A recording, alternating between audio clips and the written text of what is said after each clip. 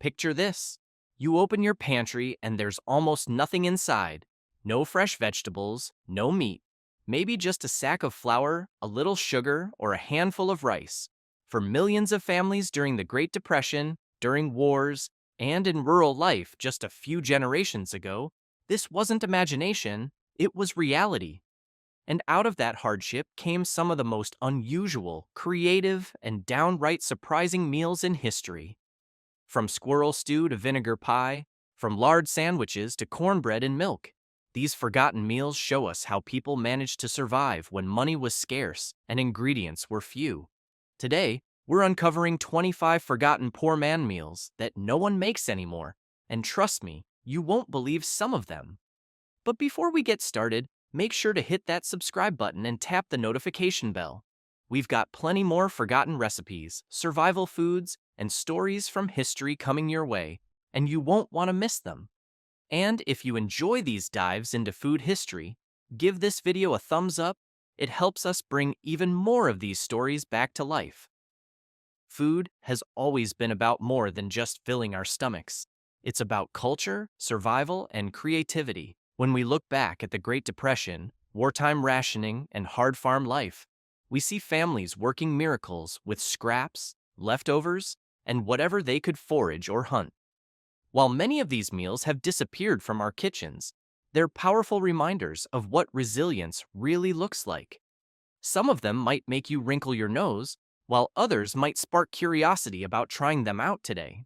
So, let's journey through time and rediscover 25 forgotten poor man meals no one makes anymore. Squirrel stew. In rural America, hunting wasn't just a hobby, it was survival. Squirrels, being plentiful and easy to catch, became a go-to protein source. Families would slow cook the meat with onions, potatoes, and whatever vegetables they had on hand. The long simmer made the tough meat tender and infused the broth with rich flavor. The smell of squirrel stew bubbling on a wood stove became a familiar comfort for many families.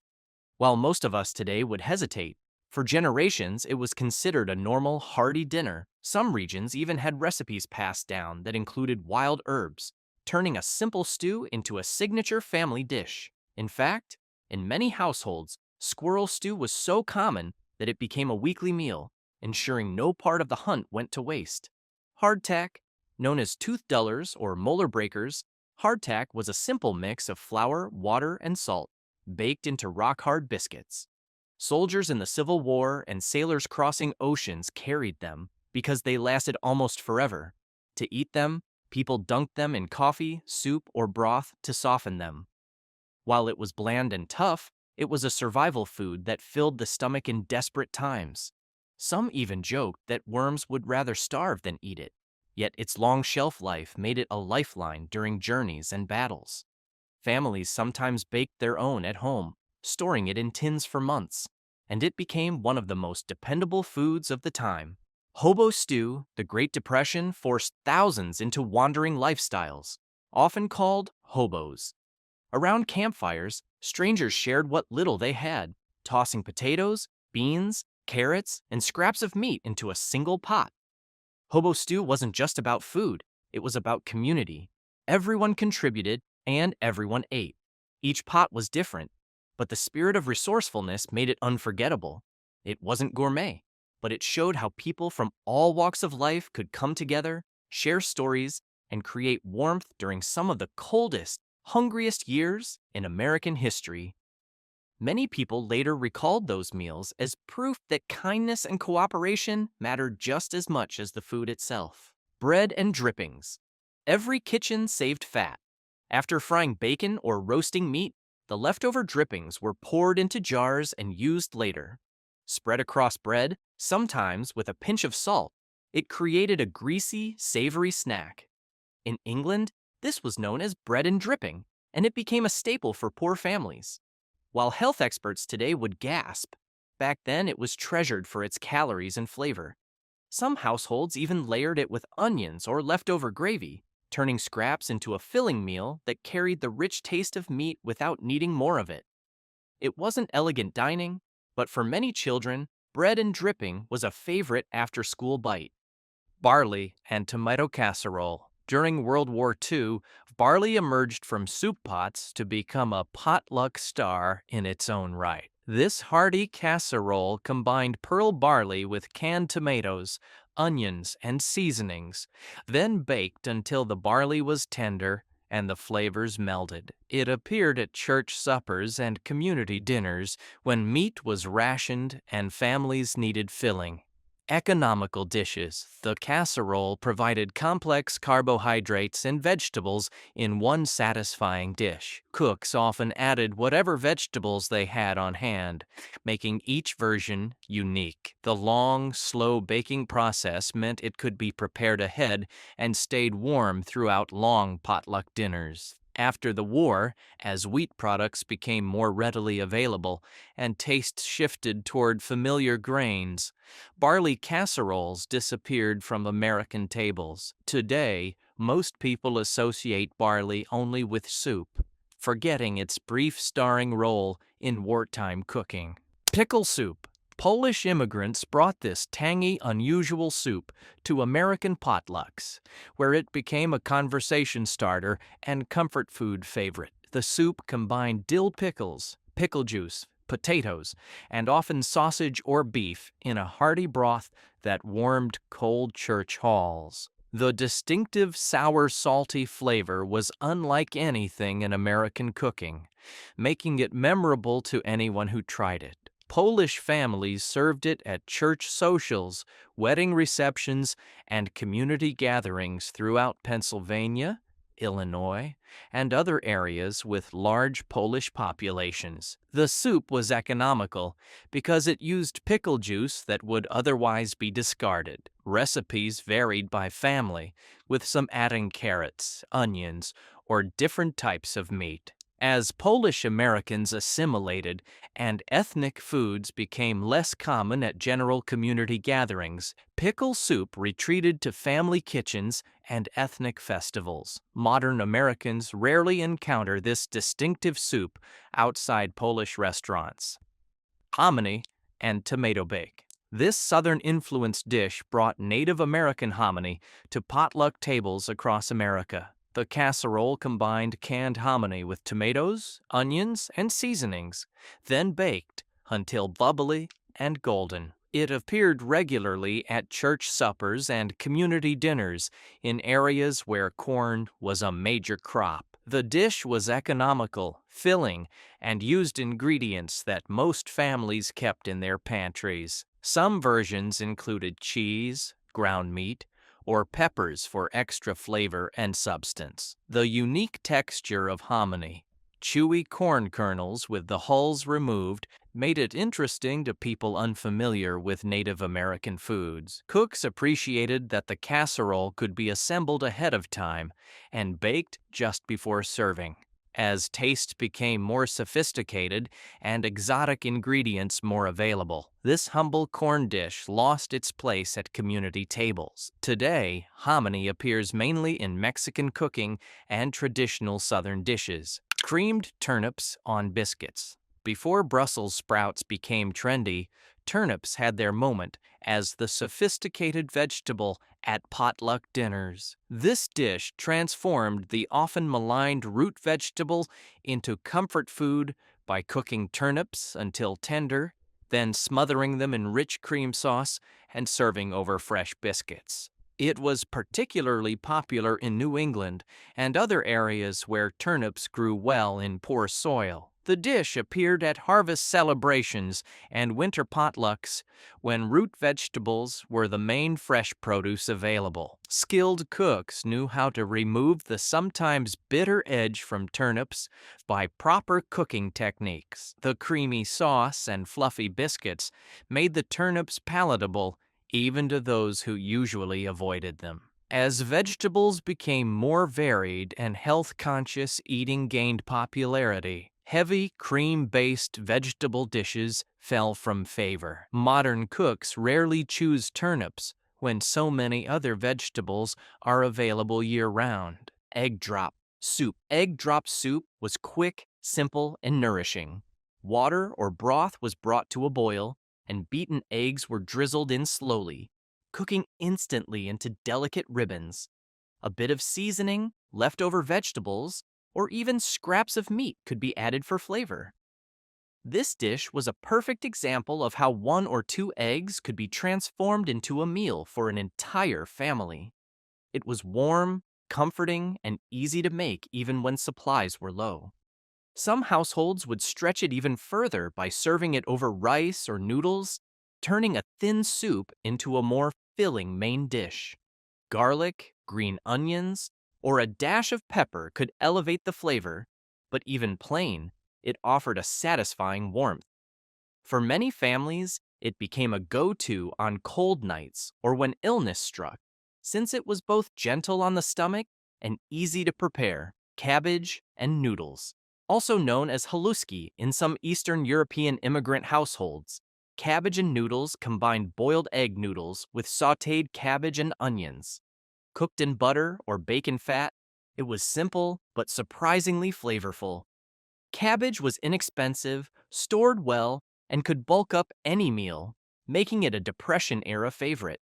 This dish was often served as a main course, but it could also be stretched further by serving it alongside bread or soup.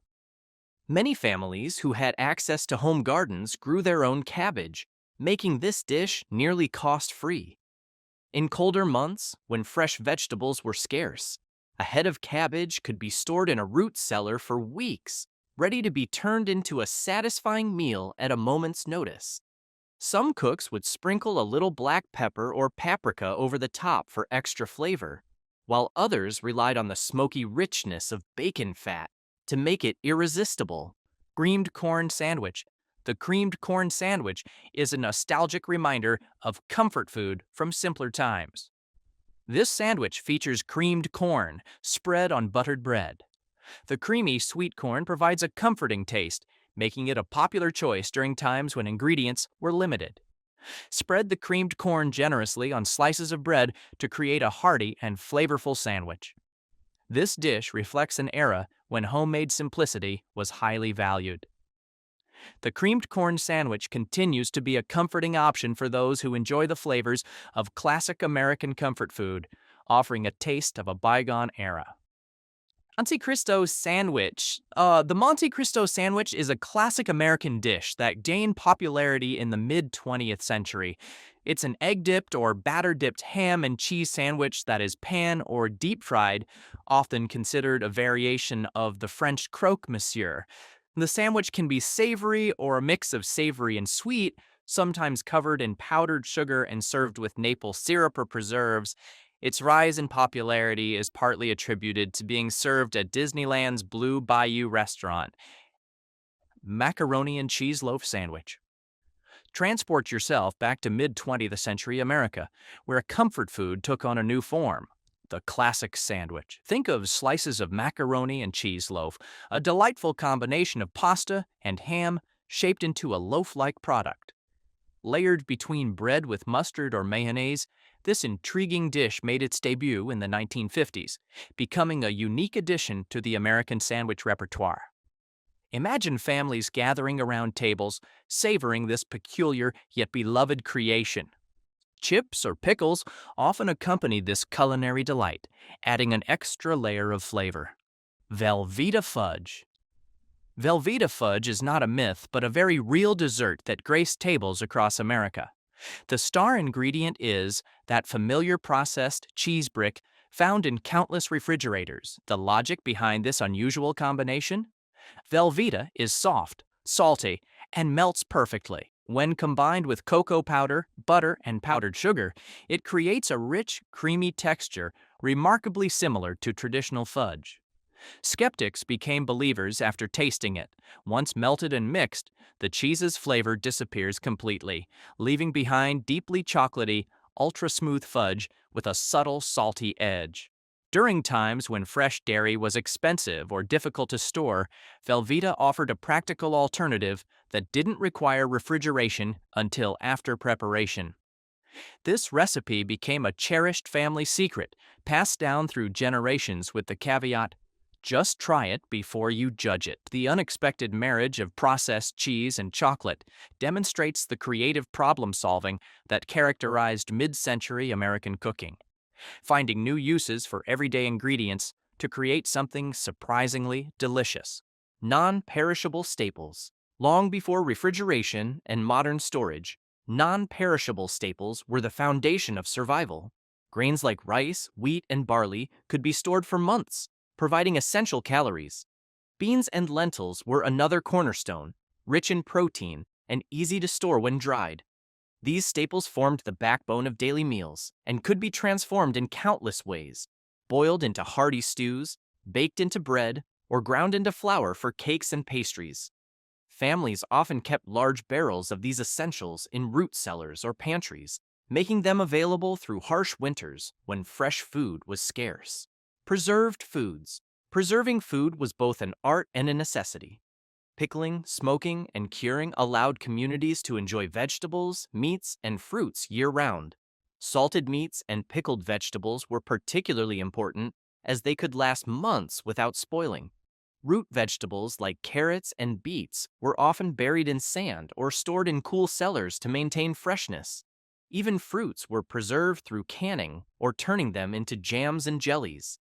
This practice not only kept food edible, but also enhanced flavors, often creating complex, tangy, and surprisingly gourmet tastes from simple ingredients. Naturally, long-lasting foods. Certain foods were naturally resilient. Hard cheeses, dried fruits, and nuts could last months without refrigeration. Root vegetables like potatoes, turnips, and onions held up in storage for extended periods. Honey, a natural preservative, served as a sweetener and an antiseptic. These foods required minimal preparation, but provided maximum sustenance, making them invaluable to families and travelers alike. Fermented foods. Fermentation was a clever way to both preserve food and enhance nutrition. Sauerkraut, kimchi, and yogurt are some examples that have survived into modern diets. Fermented foods offered probiotics, extended shelf life, and unique flavors that fresh foods alone could not provide. Communities would often ferment vegetables in large barrels, allowing them to enjoy tangy, nutrient-rich foods during long winters. Dried foods. Drying was one of the oldest preservation methods. Fruits like apples, pears, and berries were dried in the sun, providing sweet, portable snacks. Meat could also be dried as jerky, creating a high-protein food that lasted for months. Even mushrooms and herbs were dried for flavoring dishes throughout the year. Dried foods were especially important for travelers, hunters, and soldiers who needed sustenance on the move. Salt. You might think of salt as just a seasoning, but for the Amish, it's far more than that. It's a preservation powerhouse and a true survival essential. Salt never expires, which makes it one of the most valuable items in any Amish household. It's used to cure meats like ham and bacon, to preserve fresh vegetables through pickling, and to aid in making long-lasting staples like sauerkraut, cheese, and fermented relishes. The Amish buy or mine salt in bulk, sometimes acquiring it in 50-pound sacks or even bartering with neighboring communities. It's typically stored in wooden barrels, metal containers, or glass crocks in dry storage areas to prevent clumping from moisture. Salt is not only a tool for extending shelf life, it's a key player in flavor and tradition. It's often mixed with herbs to create seasoning blends that are handed down through generations. Honey. Now, let's talk about a sweet favorite, honey, and why it's quietly becoming one of the most endangered items on store shelves. In 2025, bee colony collapse has reached frightening new levels. In some areas of the United States, we've already lost up to 70% of commercial hives. That's not just bad news for honey lovers. It's a major red flag for the stability of our entire food system. Bees aren't just producers of honey. They're the unsung heroes behind the pollination of over 80% of the fruits, vegetables, nuts, and seeds we eat. Without bees, entire food chains start to collapse. And the collapse doesn't happen overnight, it starts with honey. Prices are already creeping higher, and local honey, especially the raw, high-quality kind, is disappearing fast from farmers' markets and grocery shelves. Commercial honey producers are struggling to meet demand as colony numbers dwindle. And don't forget, honey isn't just a sweetener, it's also a natural preservative, antibacterial, and immune booster. It never goes bad, making it perfect for long-term storage. It's also incredibly useful for treating sore throats, wounds, and even skin infections. In any survival scenario, honey will be as valuable as medicine, and possibly more. So what can you do? Start by stocking up on raw, local honey now, while it's still within reach. Choose honey packaged in glass jars over plastic. They preserve quality better and store longer. Consider also keeping small jars for trade or gifting during hard times. Honey will be more than just a comfort food in the coming crisis. It will be a critical resource for health, barter, and nourishment. As bee populations continue to decline due to pesticides, habitat loss, and disease, honey could soon be as precious as gold, and you'll be glad you bought it while you still could. Rice. It may not seem like much, but rice is one of the most important survival foods on Earth, and it's in trouble. Global rice production has taken massive hits in 2025. Floods in Asia, droughts in Africa, export bans in India. Combine that with a rising global population, and we're seeing one of the steepest rice shortages in a decade. Add in transportation bottlenecks, fertilizer shortages, and rising energy costs, and the supply chain is cracking under pressure. Rice is no longer just a cheap staple, it's turning into a strategic resource. Even in the US, rice prices are rising, quietly but steadily. And here's the scary part. When major exporters like India limit shipments, poorer countries scramble for supplies, and that trickles down to you. Suddenly, what used to cost $12 for a big 20-pound bag becomes $35, if you can even find it. In some stores, shelves are already half empty, and panic buying hasn't even started yet. The smart move?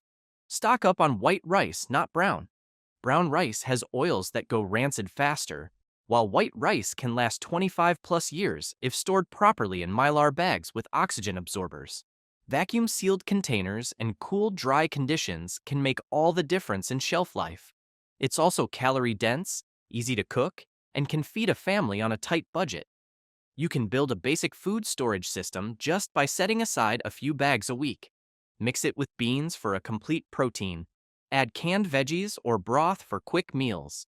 And when rice becomes a luxury in stores, you'll be eating like a king for pennies. Canned meats. Protein is one of the hardest things to come by in a real food crisis, and canned meats are one of the best ways to stay stocked.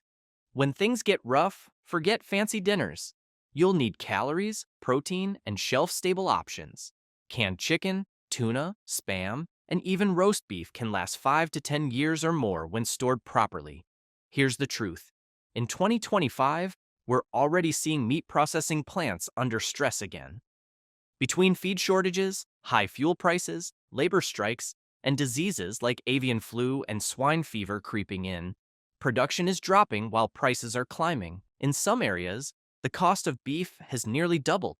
Chicken is increasingly hard to find, and if transportation breaks down, fresh meat will vanish overnight. Canned meats are your safety net. They're ready to eat, require no refrigeration, and offer the protein your body needs when real food is scarce.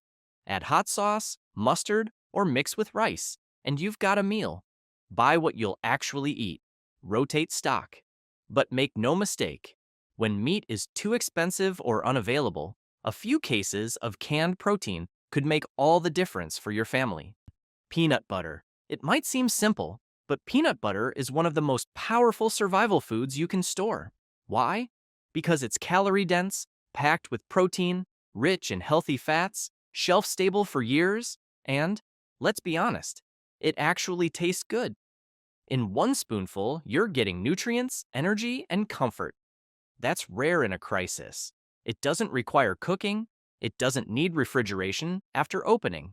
You can eat it by the spoonful, spread it on crackers, mix it into oatmeal, or stir it into sauces. But here's the problem. Peanut prices are climbing. In 2025, peanut crops in several southern states were hit by drought and fungus outbreaks. Farmers are harvesting less, while demand for shelf-stable foods is rising globally. That's a recipe for shortages. And let's not forget supply chain chaos. Peanut butter production was halted multiple times this year due to recalls, contamination, and packaging shortages. One hiccup in the chain, and it disappears from shelves fast.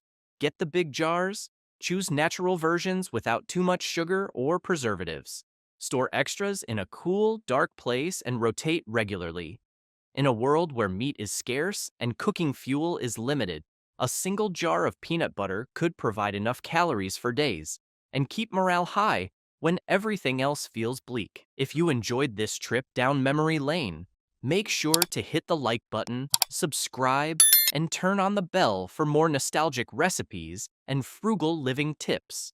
And let me know in the comments, which of these meals have you tried, and which ones are you excited to bring back to your kitchen? Until next time, keep cooking with love and a little old-fashioned ingenuity.